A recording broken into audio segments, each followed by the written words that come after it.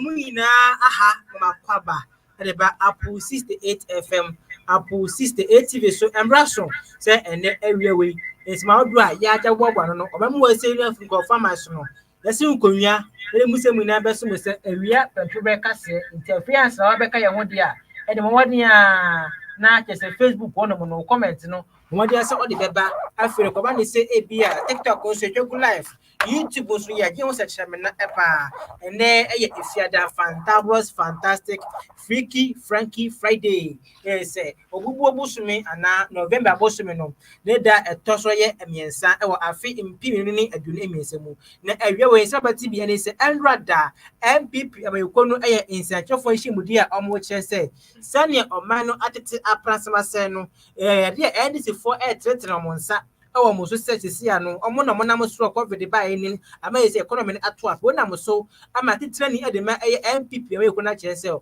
APP nani oye yeku amayoku a obetia besiesi o my Ghana ntino ye na ye hwe omonim pa asa nyakopo ya doma 2024 omoba na General Secretary and Ramuko PMO ewo Elisa Hotel ewo Nkrabu Primantam so ene papa yi kasa ye kire se wo mu kwa kwagina edi akansie ni nyina de omonsa eto omobo se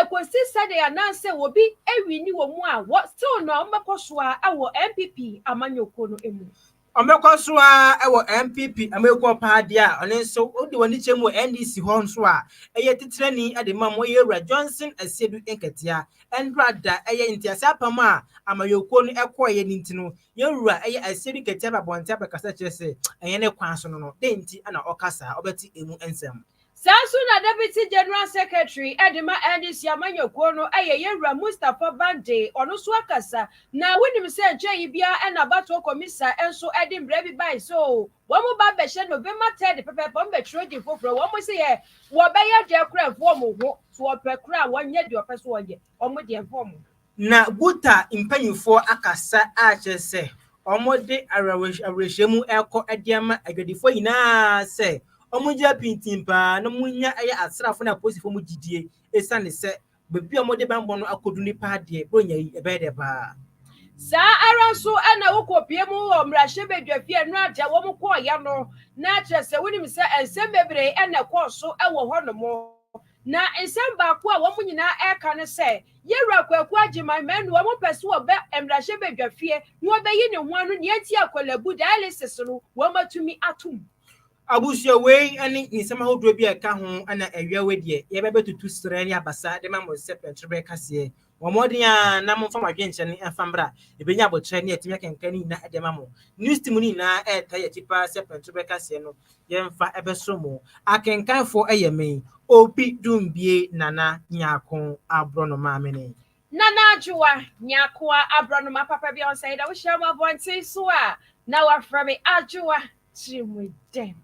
Ave yeshe kasia no ase emfa mawo na yeshe asia dia ne yedi kopie mu ewo nkrampumpini mantem enrada ewo sunu amanyokuo no panifo ekoye nhyiamu dia kasia pa ewo Elisa Hotel na kyerese eyade eni kan ye papa ne tia wo mkoye nyina eyese nyambo November 4 MIDDAY a ebe ye na kyerese wo mkwakoto omoso aba empanifo o masibrane wo manya kukudro abegina wo se Wamu pesu wamu ntu franka emfama MPP amanyoko no nyambo 2024 no wamu nyina ba bejina mo na ye nipa du esusisi eduoma so no so zade ye so ni abenkwan pepepe amake nipa enan a nyambo memene da wamu koto omoso aba na trotro penny edimo Yewura Justin Frimpong Kodua enso akasa na wakasa no akire se enom koye nhyiamode afutuo bebre ene omode koma adehye no a wombasi etu omoso aba na se wompeso ombetu Franka Yewura Alan ena feso efri yakoto Kennedy akompre ko ni Japan ene omo maka ni nyina tese womo de omo sato omo bo I promise on my Anna ene eches womo hyebo bebre se nyame bua November 4 ye to aba na omumu bia wo bewi ni bia no womo nkwankwa kontokwa womo nyahwe womo beji agire mo se womo mfi MPP amanyoko nim de biara da esan se dedema ene kokom womo nyina eya probofo emente no nyame bua November 4 for de we're able to get the 4 aspirants contesting, namely Honorable Kennedy Japan, His Excellency Dr. Alhaji Mohammed Baumia, Dr. Akutwa-Fiye, and Honorable Adenimo, all signing and undertaking. And in summary, what they signed to, and I'll read to all of you. One is to accept the primary election results. Two, to promote peace and cohesion. Three, in the event that they don't win, they will not resign from the party. Four, to support the winner of the primary. Five, to ensure and enforce mechanism that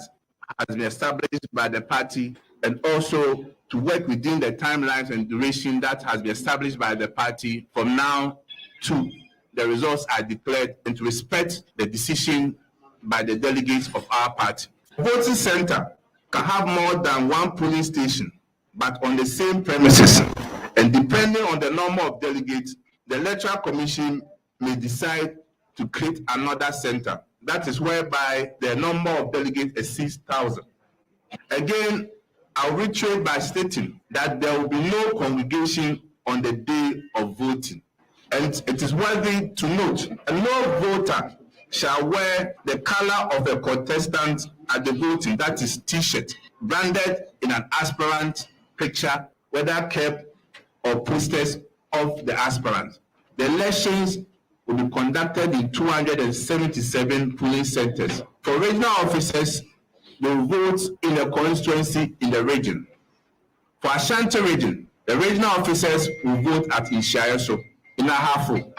The regional officers will vote at Esutifi South. For Puno region, the regional officers will vote at Sunyani West. For Buni East, regional officers will vote at Nkranza South. For Central region, they will vote at Cape Coast South. For Eastern region, they will vote at New Gabon South. Accra, they will vote at Kole Klote. Northeast, they will vote at Narigu Gambaga constituency. For Northern region, they will vote at Tamale North. Oti, they will vote at Karachi East. Uttar region, they will vote at Ho West. For Savannah, they will vote at Salga South. For Upper East, they will vote at Navrongo Central. For Upper West, they will vote at Wa East.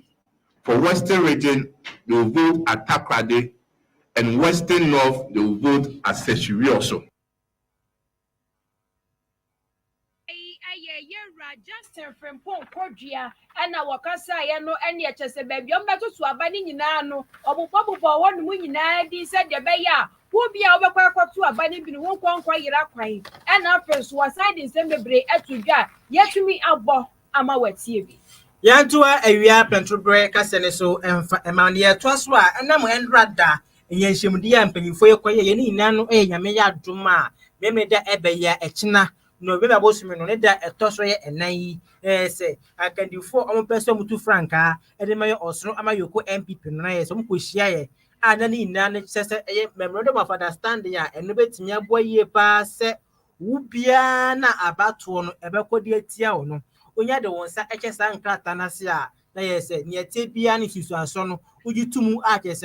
Yanka say be away dear, Mintia say, and Nampo Ubiana obedi in Chono. Ni nan and say, what do when you about tidy, what the incriminating? And Nipa and I am Moyo Mutiura, Bembeni Abed, Doctor Mahmoud Belmia, Yura can or in Japan, and Brashe Elgeni Adema Addition more air as Saint Central, Yura Usu a free Akutu and Canem, so for Oshe, Yengiane, and I feel free and some in Esso, and at the Cracker Musno, Yura air at Denimo, Omina, and Naya. Omuko jina na kese mu ba akobedin kunimono etimia ba ne sayo city no eye kese council of elders omo ye MPP amekomu ko share no omo kire se ebere na du se eye se omo de support no nke se about ye to na kese ba ko edi enchodia omo ina ebe support no mo obi en resign ne ade na mo obi resign anhwa na je the party na dem papa mu bi ade aba when am so amekese ndrada sa eye memorandum of understanding enti asapa mo ko na wiye no eye kese eni se mo yokono titire de mo yewura Johnson Asieru enkete general mosquito ababonte abekasa na asema yewura eka nyina eni se onu de anka ne papa mu no anka sɛ ɔmbɛhwɛ na nyame yɛ ade ma ɛkyena abato no bibia bɛda mu fine bibia bɛda mu frɛnkyɛm no deɛ anka no yɛ sen sɛ mobɛka ne sɛ ebia ma obia resign sɛ abato no susu aso no koyiyo ankoyiyo mugye tu mu saa no ɔno deɛ ɔne ne yɛ adwen ne yɛwura ɛsɛ no katia ɛsan to ne kasɛm a ɔkyerɛ mu sɛ wei nyinaa bɛba a ɔhu ne sɛ namutuo yi a yɛwura ɛyɛ Kennedy Akompre kwa Japan otu ɛwɔ party no mu nti ana party mu Council of Elders no akɔtena baabi a wɔde saa ntiasa pam no yaba na mu na nka ne pepa a wɔhwɛ sɛ anka abato bɛkɔ na wiye no bibia bɛda mu fine French mpɛlepɛle yɛbɛtumi akɔ so na akyɛse bibia yɛ kama na nya fiance bɛka sɛ bia obi bia na abato no bɛkɔ tia no ɔngye tuma no deɛ ɔne ne anya adweka yɛntie nsɛm ahodoɔ bi a mbra ntiasa pam no kɔ na wiye no yɛwura ɛyɛ Johnson Ajenikatia ɔkasa no ɔde tu egwa Mebo mpanimfo aba so sɛ deɛ ɛkɔ so yi nyinaa wɔn anya temmukɔ bi na wɔn atumi afrɛ candidates no ɛne wɔn anya kasakyerɛ. Deɛ mente aseɛ papa ne apam a wɔn de wɔn nsa ahyɛ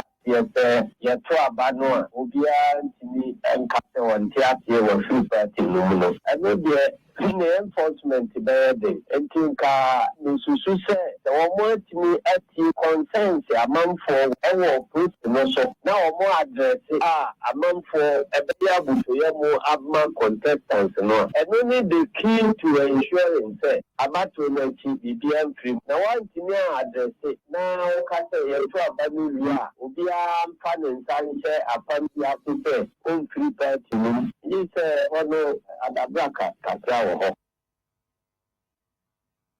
abusuanti wei ɛyɛ nsɛm ahodoɔ bi a na wode wɔne kyerɛ mu ɛwɔ ɛyɛ Chinyama Yoko NDC atitrani ade mom yewura Johnson Asedu Enketia General Mosquito na owie pɛ na ene de associate professor ade maye Kumasi Technical University Professor Smart Sapon ono nso ɛkasaye aye bi se na dwenkyerɛ wɔ ho no ɔkyerɛ sɛ in fact ɔkasa bi ɔne yewura Asedu Enketia ya adwen pa dia na kyɛsoboa ɔne ne anya adwen na sa ne wontuo yi a ɛyɛ Council of Elders a omoye MPP America nyinatu nyina ene se ebetimi aboa na oboni hwedu hunu na mbota ya omopese breaking the 8 no omutimi breaking the 8 ninti enu nti ana sa entiase apam na ba na sa entiase apam na ye bia ntumi amba obehu a obeka se wote ne ho e de afre ye ekonimu akwadwane ekofoforo na se bia okọ independent okoja kwanten kora atumi akọhye se bia ebeti ato aba na mana enti na mutuo yi a eye MPP emu Council of Elders no etu nipa de in fact na ekwanso no yentie embra Professor Smasapo esukasa no ni nsem bi a ode tudwa no yentie bi no also bia ya akasumje no fie so the quite bia better na nipa na klaba asumje koya party ni here na so no and as MPP there so we go sign the you will that intrinsic feeling me say intimate so to one part of manfa they bring intimate that it's not quite out to say say no say so you waiting to swap to and then say change na to so say one out to test wo person ko fa intimate ba Ghana for me in my money, Sabi, Usai, Edwin Sasaka, Biasiana, Wapa, Kakama, not only but morally, no, Anna, if you begin to say, what in the sort of now don't have. I think that the symbol of your Mukoya. Abusia enia yeti associate professor Edima Kumasi Technical University, Professor Smart Sapon. Abusia for fin wa join ye ya na sure say aha ye APPLE68 kasa video so ana wasugu so a wutie na wo sign so ehwe ye wo ba Facebook one more na wa like it na wa share wa ja comment ya to as ye ba gan say the can tribute to enso dia ma wo sa enso ana wo ko Instagram YouTube wo susu a ye wo ho international TV susu ye wo ho no mo ko to Roku box na ye wo ho no mo apapa pentu kwa na chese bibia etwagu wano pa enso e de ma Sansu na TikTok so ye butu wono mo ene chese ba bia ye di ye ho me na ye papa na me ne wo ka say die enra ja na wo kopie mu ewalisa wotewa eno eye MPP fo mutumi ekohia ye eye wo munhia mu die kase ewo hono mo na enra de national chairman edema MPP amanyokuo no eye ye Steven Ntim papa yi every say Ghana man very appointed meeting nka bio enene ja meeting nka na wakasa iwie no na watch say MPP amanyokuo no eye kuo bia ewo so obia etumi ede ne ho join na wo kwa join so de na chese wo pe botaye ade asi wani so ne nsam no wo kan nyina ne botaye nyina se wasi ebra wo mu ba manyokuo no anase wo mu besi abenwa no so papaapre ana NDC fo ehye ase ede omonsa accent wo mu so se wo mu mwana ma wo mu mwache wo mu tro so hwe kran ko ma feri wasi wo mu adwuma kora wo ma adwuma enso ani ane yewra entim Stephen Echlesem Sisi ano de womu amaka enho asem munyina mo kan wasem to ye mode mo enso ani enso ye hu solution bia mode bra ye enti ye wura intim Stephen Echlesem wasenka mo ka kire ye se ye mo adwuma na se ye nya hwe kra no wasenka mode hu solution eba eso ene besi ne mo fa hu bibia emai mo hu wakra pode ene na kire se ye di mu anase ye bo ye hu mode pa enti wo mo de wo mo se ye ntiobia eno anu wo mo to anwum wo mo to nyina eno no enti wo mo kire se nyam bo November 4 de wo mo koto aba e de ayo mu panifo se de be ya nyame bo 2024 December ye koto aba na ye betumi e de ato ama wo no magi kunam na bra ye wura intim Stephen Ekasa no ensem bi say no de to dwa emaye. We are determined to win a third term because the development of Ghana depends on an MPP victory in the 2024 general elections. That victory begins this Saturday, and every member of this party has something significant to do with it. It requires that we are disciplined as a party. Failure to be disciplined, ensure internal peace and cohesion, and be responsive to our mandate will gravely imperil our electoral prospects. I vividly recall the 2008 general elections and some of the factors that accounted for our painful loss after we led the first round with 49.13% of the total votes. Ladies and gentlemen, the most painful part of that experience, as we lost the presidential elections in the second round after we had increased our votes by 321,000. Whereas all we needed to win in the first round was a little over 100,000 votes. In other words, we gifted the NDC the elections in 2008. National chairman Edima MPP Amanyokunu yewra intim Stephen and our no so ekasa ya wadi atuja wa kire se nyame bo November 4 for de wo mo koto abapa enti obi avon bible ento which wa pay free se Ghana man pani boni de maintaining ka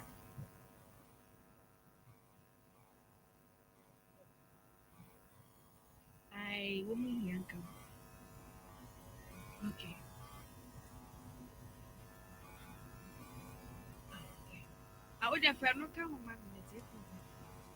Case that today the NDC feels emboldened because COVID-19 and the Russian-Ukraine war have vanquished the gains we made immediately after taking over on 7th January 2017. Ladies and gentlemen, under President Paul Agyekum Kufuor, from 7th January 2001 to 7th January 2009, the MPP pulled Ghana's economy out of the stagnation that the NDC left it. Again, under President Nana Addo Akufo-Addo, we grew the economy on average 7% from another NDC stagnation for 3 consecutive years before the disruptions of the COVID-19 pandemic and Russian-Ukraine war. The truth is that we are fixing the economy.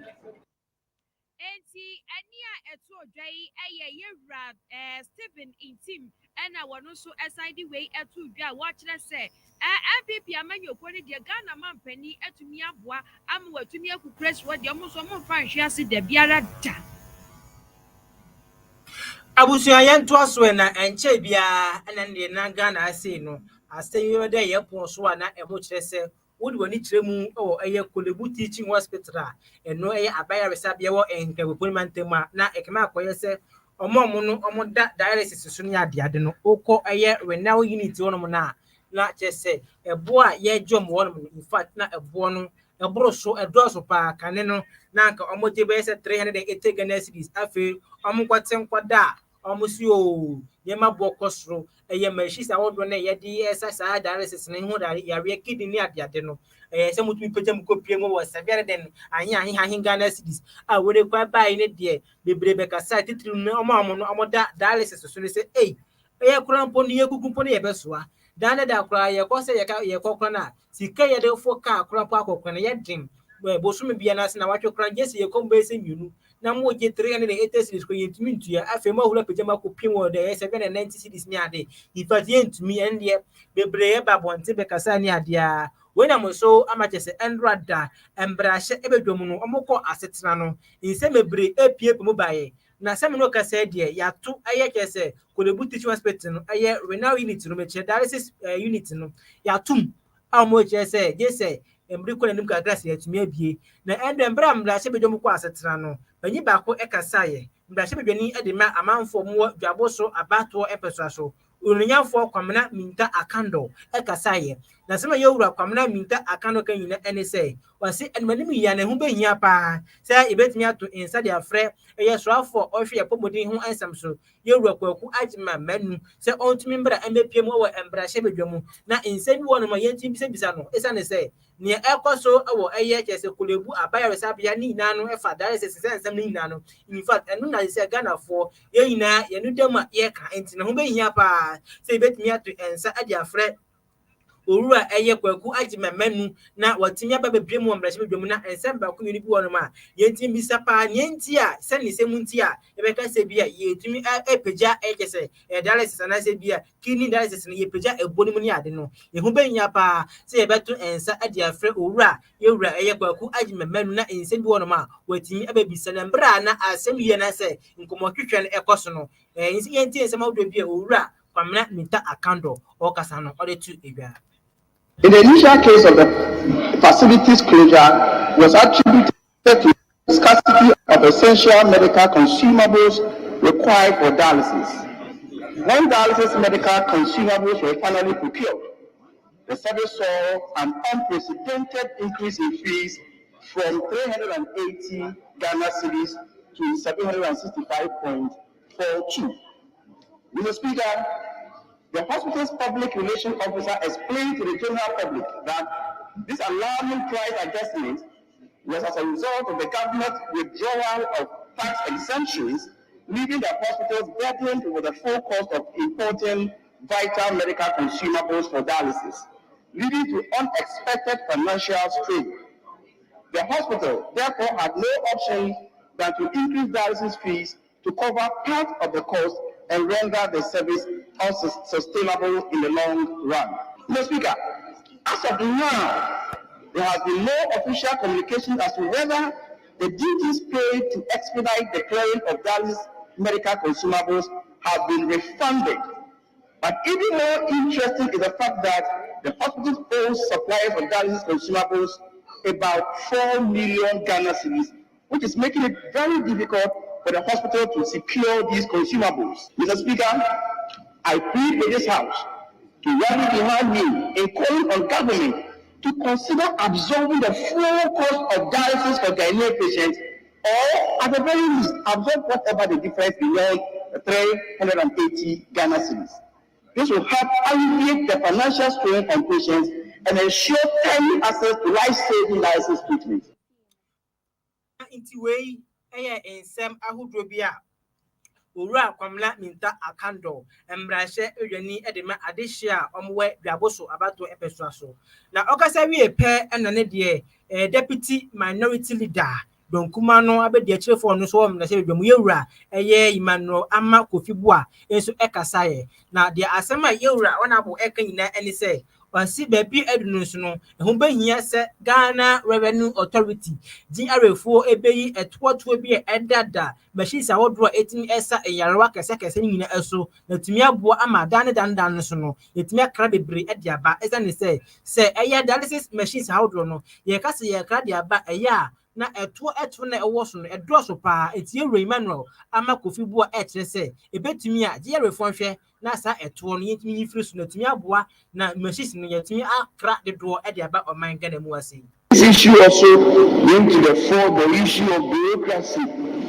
especially when it comes to bringing items to the port and trying to clear it, items that are obviously going to save lives. I'm sure members of parliament here have horror stories to tell about trying to bring medical equipment to a hospital and the nightmare of trying to clear it from the port. Well, it's obvious that it is intended to save lives. And that has happened so many times. You bring books for schools and you end up just paying for it. You bring medical equipment and you know that you would never try it again. We must really get the revenue authorities to draw that line and make sure that when it comes to equipment that are as critical as helping facilities in terms of saving lives in Yemen, these are things that they must fast track and clear. I'm sure those are the root causes. How many people could afford overnight an increase from 380 Ghana cedi to 760 Ghana cedi? And that really was a problem. Abusuanti wei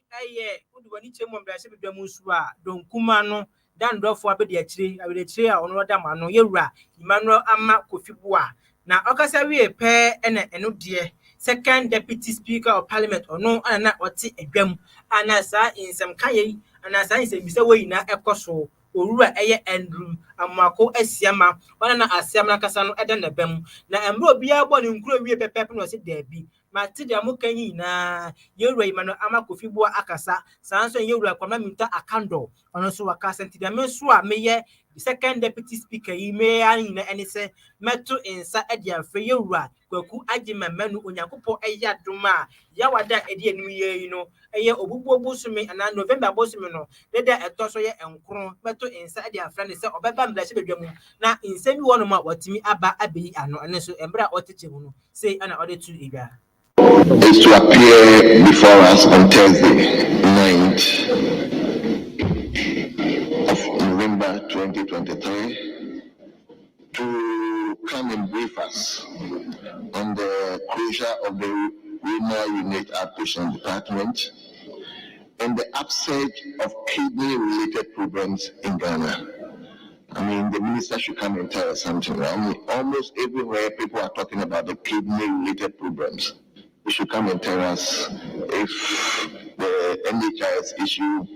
can also be captured in relating to kidney-related issues. I mean, you should come and tell us and to understand the whole nation. So that is my directives. So that is my directives. Into way, in some ahodo be a second deputy speaker or no our emblashe ebedwamu owura Andrew amwakon asiama na kyerese no ade emrahye bedwafie ukopie mu ho no mo anyasem keto akra na ya maame mabisi nkansa wono so ekasa ye was original ho pepepe na speaker bisan say yes asamba na wo kan was speaker me wasam kan ye papa when him say me makwakwa ye deputy minister of foreign affairs and affairs so regional integration one was yan me hu minimu de brani ye papa yes asamba and was speaker and to kwa esipa ewo Israel way and affairs so Hamas one more no anyasam ketu akura na mom nyame adomo pa na sisie no atumi atwitwade ye ni a sisie no santo kwa we no yen sheda anti hu biem na wasi speaker ade mame mu update kakra sisie no mensa ka nyina ayese wo man Ghana wo mu wo Israel and affairs so Hamas one mu na de waso mo honkan Wamuhunka ye kura twedi ampo banbo no atumi aso wo so yie papa enti na sisie no wamuhunka ye no afenso waso mu bo mpa ye pa se o man Ghana empanefo ene na nadu dan kwa akofo ado ebetumi akọ na wakwakwaji wo mu wo ho no nyina afri wo enti sa de antokwa no esori biem di a wo man Ghana wo mu wo Israel ne de wo mu be kire wo mu yie papa enti wose sa de a wo mu hu pehwam no one for and what you are my Ghana and free Israel one more. Said the Baya and Tokano say a swaddling poor and to me and Conco be a so was so actually said. One music as someone dear woman welfare no a quay cry, where quay papa panemum, what better said, and Yama out to 20 Germany nano, a bet to me a genan and nice so a view. Speaker, in a press release on the 8th October 2023, the government of Ghana unreservedly expressed its condemnation of Hamas's attack and actions and retreated Israel's right to exist and defend itself. The statement further called on Hamas to withdraw its militants from southern Israel and urged the government of Israel to also exercise restraints in its response to Hamas's attack. The African Union, on its part, issued a communique in which the chairperson called on both parties to put an end to the hostilities and return to the negotiation table to implement the principle of the two-state solution. Mr. Speaker, let me conclude by indicating that although the disastrous nature of the conflict has raised so many concerns about the welfare of Ghanaians in Israel, our mission in Tel Aviv has reported that no Ghanaian has been caught up in the attacks, and the Ghanaian community is safe. As of now, the issue of evacuation of our nationals from Israel has not been raised. In addition, our mission is in close contact with the leaders of the Ghanaian community and is providing the ministry with the updates on their welfare, and we provide the general public with updates pertaining to the welfare of Ghanaians in Israel. A Deputy Minister of Foreign Affairs and Regional Integration. Yama me and Mavis in Council Boardroom and a what's in Kano. Wakasari no papa and a Conquest Central constituency no. Yeah, one Russia Bejani and so Ekasaya, a honorable Patrick Yabwama and so Ekasaya and watch the speaker. Israel for Rankasadia, Sisia no Niakoso, one, I was so much Nabrani Pao. No more face, one more kuni papa, Panapeso. Wabaslo, my Ghana for so say, Ye Naya for your pipe, bought any accordia and Conquata Machi, said Yabaya, Adishia, or my Ghana this year, what Israel no, one more so or more ever to me at one jam, and also say any year Patrick Yabwama, Ekasafa. Also, Mr. Speaker,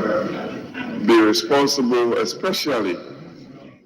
to exercise from government. While government affirms its support for Israel's right to exist and defend itself,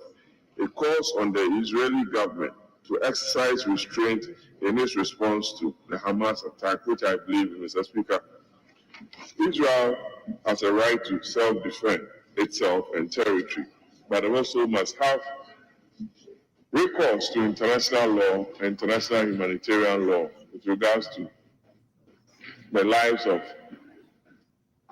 old people, children, civilians, hospitals, and what have you. Just a couple of days, a mosque was targeted and bombarded, Mr. Speaker. Those are some of the things that we ought to speak against and ensure that the rules of war are adhered to and respected, Mr. Speaker. All we are asking for is for peace to prevail in the area. Way and so Okaiko Central and Rashibejani, Honorable Patrick Yabwama, and so Enokasaya no, or we are no papa and a honorable Ladi. Ayi and so Ekasaya. Now, Mammy and him and Rashibeja be and so and a original one was the speaker. Ya was Samoka. I was a Ghana man penny and I did not go for and offer so my Ghana Yabam of Fono. One to me as sorry pa. Now said Yabeya, one chill, Bobre. Now one to me and what Israel one of Nafi into Quabrania, SC one mono. Woman see no quine. After see my me and so at one the castle, so Ebiamu and one more chile say. Since no dear, Amaya who wrote the bere and Ababa woman say at the Quano and Cosunumum, what my Ghana dear, the shiny as Mujo, as I say, Israel no my Ghana dear, ya bako, ya class would you my dear, nature say, a Jiraho, and Tinia Prinana say, Asumuje, Ebecoso. So at this point, Mr. Speaker, the Parliament of Ghana should ask for an immediate ceasefire, not for even humanitarian ceasefire. I would have wished the government not to dilly-dally with the situation, to be saying Palestinians stop, these people stop. Just call for ceasefire, so that we see that government of Ghana is calling for ceasefire, Mr. Speaker. That is the least we can do. I will urge that we all continue to support the fact that both states have the right to exist, and everybody has the right to life, and that we should be patient and tolerant of each other, especially those countries, and that the big wigs, those countries that have come out to either support Israel or Palestine, should please tone down, come together, and rather look for a peaceful solution so that both states will coexist. Mr. Speaker, thank you for the opportunity.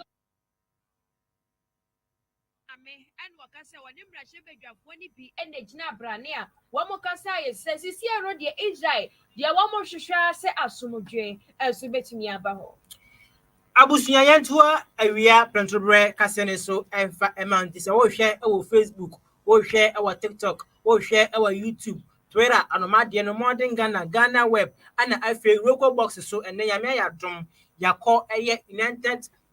television so ankasa, international television so ankasa, international one panti mo local box no munya bia eno eye $19 per eye o de bagana sikama aya na ebia eye 190 cedis per unya bia yejumade yi di na no so wo Spain, wo Germany, wo Canada, unya live o TV so enche e ba de geta de ba moti so APPLE68FM, APPLE68 TV so monko so na mo like na yese mo fa ma dwen chene mbra benya botre akenkani na ade ma wo de fa Facebook e be kan ma wo de fa TikTok e be kan ma wo de fa YouTube e ba ne se Twitter anomade no modern Ghana we kese de bia e benya botre let me akenkani na ade amamo ye toso dia na ye bo wramu e wo Ghana Union Traders Association eye guta for akache na uni se enche bia ka be se bosme ba ko pe na ye ko akodi eye bronya ne sabronyo ye kodi na ye se bia kama pe ko ba ne sana na je se ni pa bone fo so omo sole pa obe hu ana se wonu wo edwama wo ye udi wudwa no na je se akwonfo ne so no omo hyewo eye wufie na omo di nyamra sam ne ade wenam so amaguta ene je se aposifo aka mu ho bo mo kire se afu ebure na ne de ahomba bonse ma emu ya kare pa de in fact ebe koso papa enti adwedifo calm down mo mama come and bra from pa se na betumi abo na bro nya ye tumi de niye wenam so ama eye panyipa oda guta no ano yewura Dr. Joseph Obin papa kasa na se papa kan nyina ene se wose o wo hye eye adwedifo nyina ebo se unhwe enjicha udro bia eye guta ekuo no ene Ghana Police Service for and security agencies awdo nyina no amodo motoma abo anu pa de a omo hwe pa se asundue a chese mu wodene asundue ne ahomampo sama emu woden pa betimi akoso atena pa na atumi aboyie pa na nde wudi wudwan so a wayi wakuma mu no wadi niye na onkoba se bia baby kwa mi wodwem kura no behwe bese kwahwe mi fie kura bia ye bi mu puani ye yese enti na yewra eye Dr. Joseph Obin na odi insem etu ye chese ana muntoyi a ye tu a chese ye kokko bi dibo ye ni na chese ayedefo ina mukuma to mu yesa nsebro nya wedie ye bedi ye tmedi ni na bambo nsem ani asudiesu no atim akoso embra papa ekasa no ye nteni semia odi tu iga Yɛde IGP kwa kusia kwa program no banso ya na apɔnfo no so ando so nti na yetu adomonko onnomafo yiwa IGP ho ma yeme no kofi bo bo hwe kwa yebetimi aye na krono no ano abrafom na se odwedi betu po na se security no so anase peace ewo nti na yes ade no dey na ade ato the floor ni ye akoto di na se yenda amesheni ewe na yewuse sabo ya ni de babwa yede nti yenda ni mfasa timano eni ewe na yenti eni doje no obia edede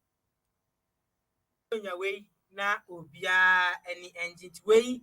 president edi Ghana Union Traders Association Yowra Joseph Obin no we mana so no ma ana ye osan added to in somebody into in somebody ye say enche kura Yowra Ken Ofori ata ebe kwa kopie mu obo eye emblashe edwom na 2024 yɛn budget no wakenkan yɛme yɛ ade ma yɛkɔwura afefofo mu no deɛ Ghana asɛ no so no yɛhia ma ɛyɛ akomahɔbɔ sika a yɛbɛtumi de abɔ wura kyɛ sɛ afei yɛbɛkɔsi mu no nti yɛwura kanofo no tɛbɛ akɔhyɛ mu ɛwɔ mmarahyɛ badwa mu no deɛ wɔde ne nyinaa ato dwa na yɛ papa Dr. Joseph Obeng ɛkyerɛ sɛ wode ɔne kyerɛ mu ɛwɔ ɛyɛ ɛtoɔtɔ no bi adeɛ bi wɔ no ma ho hia deɛ yɛfrɛ no special import levy ɛna afei no ɛyɛ ɛtoɔ bi ne adeade wɔ hɔ no ma ɛho ɛhia koraa enti wɔde nsɛm ɛto dwa deɛ ɛkɔ ɛde ama aban ɛne afei asɔre mo hwɛ sika asɛm nyinaa ho sɛ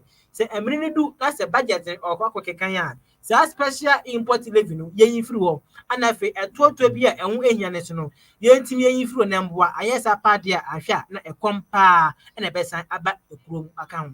Yɛhwehwɛ ade sɛ yɛbɛtete cost of doing business so sɛ yɛ taxes no yɛbɛtete so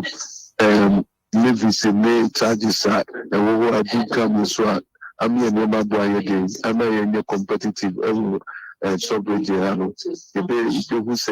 sɛ taxes no wɔ so a ɛmmoa mpuntu ɛmmoa productivity kyɛ sɛ ɛma yɛ nnɔbae no ntumi nkɔ soro kyɛ sɛ na sɛ yɛ nneɛma bɔ no ayɛ den nti ɛno na yɛsrɛ aban sɛ ɔbɛyi hwɛ kwan biara no a ɔde ɛbɛtete ɛtoa dodɔɔdɛ nneɛma so no ɛne other cost of doing business. Abusua nti wei ɛyɛ nsɛm ahodoɔ bi a yɛwura ɛyɛ Dr. Joseph Obeng ɔyɛ president ɛde ma Ghana Union Traders Association Guta. Yɛfiri Guta mu naturally na wɔtwe nsɛm wɔ bɛtɛ gya ɛwɔ abato kɔmisa yɛma mi gyemensa aso ɛyɛ enyina ɛyɛ sɛ wɔsan so ɛde voters re-registration ni bi ma san aba bɛtoa so ni nyina ɛyɛ sɛ adehye no mu na wɔn antumi ama register ɛna afei so wɔn a yɛatwerɛ mu din na nsɛ ya no yɛ ba bɛyɛ hwehwɛmu sɛ ɛyɛ wudin ne yɛtwerɛ yɛ anaasɛ wo date of birth na bibia wɔ ɛyɛ okay anaasɛ baabia wofiri na bibia deda na kwan mu ana anti yamame edit to dwa wɔkyerɛ sɛ nyame boa ene de yi a ɛyɛ 3 November yi ekosi ne 7th November pɛpɛɛpɛ ɛna ɔmo de hyɛ so na efiri anapa no so ekɔpɛ na nwumre no nsia so de na kyerɛ sɛ ɔmo de ne nyinaa aba na wie yɛ ɛno na kyiye amanyoko NDC ejobodo wɔmo sɔle aba bɛkasa na Deputy General Secretary Edema NDC amanyoko no ɛyɛ Mustafa Bande papa yi nsɛm a wɔde abeto dwa enyina ɛyɛ sɛ na wɔn si abato komisa de wɔn ni hweyɛ wɔsi wɔn nkana sɛm bio ɛsan so wɔn hu so wɔn bɔ ne kyɛm so a ɛmɔ wɔn mmoa no kura hyɛ bɔtɔ mu a ɛnyɛ yie wɔsi sisi no de wɔn mfita wɔn abɔ mi mfita duku ɛna wɔn de nam wɔnkyɛn so eti deɛ abato komisa bɛyɛ bia no wɔsi alata mɔmɔi wɔn abɔ wɔn atwam ɛnfo wɔn ho kura wɔn atwi wɔn ani sisɛ wɔn ani ho nsuo ɛne ɛkyɛ so wɔn nkasa biam enti yɛwura Mustafa Bande ɛtoa ne kasa so ɛna wɔkyerɛ sɛm NDC dia wo dia kwa no mo kokko wɔ anim wo mo ni nse nyame boa 2024 deɛ wo mo anu mo bedi akonwa no so mo besan so aba betena akonwa no so enti o mo se emfa ho ne ni abato komisa ebeso wo wi aba ni mo emfa ma MPP amanyoko mo so mo de emfa mo ho enti deɛ mo bɛkɔ so ayɛ no ɛno mo bɛyɛ yeah, registration. The Baba Cafe registration and I didn't run and I Toronto. You said it easy a offer so a registration and I didn't run. And if I be brilliant to me and register. If you say, oh no, I set a target, and the target will say of a number, this one has a number. Now, or more registering. I know, that's only the only Ghana for. Ya bay, no judiciary, I say one more for Hammer, almost this idea Ghana for. I'll say, you call it the exhibition at the end of the country. I easy and challenge over limited registration of young Kahwasan, but we will not challenge easy over anything. The way it wants to go, let it go like that. Because the color is so here. Where they are not coming, but the time that they are they are called elections. And violence is a way of fighting. We have not said, oh, we can't, we have said, we will not say anything about EC intended limited, intended put exhibition. We should go through like that. There's a party that is aware of all the things put in place and won't say anything. We'll go ahead with the exhibition. Enti ania eto dwai eye Deputy General Secretary Edema NDC amanyoko no Mustafa Bande enso ene na wote